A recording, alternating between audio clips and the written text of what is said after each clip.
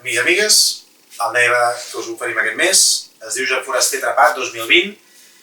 Joan Foraster del nom del celler, està ubicat a la Conca de Barberà, això seria Tarragona, d'acord? Part interior de Tarragona. És un celler amb uns 200 anys d'història, centrat sobretot en varietats autòctones i des del 2004, si no m'equivoco, treballant amb ecològic.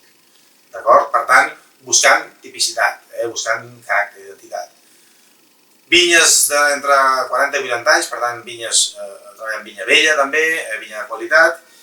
I aquest seria Subida Trepat. La Trepat és una varietat que no ofereix vins de potència, de concentració. Històricament era una varietat que es feia servir més per rosat, vi rosat, cava rosat. Però des de ja fa uns 25 anys, 30 anys, s'estan elaborant amb negre. Dona negres, per tant, més fins, més sutils, d'acord? Cosa que ens va molt bé per aquesta època de l'any, per l'agost, que fa calor, que volem fer barbacoes, que fem sardinades, per exemple, i ens ve de gust un negre, no volem fer blanc, doncs, per exemple, una sardina de la brasa, fantàstic, d'acord? Us el recomano. Això, què ens dona aromàticament? Doncs,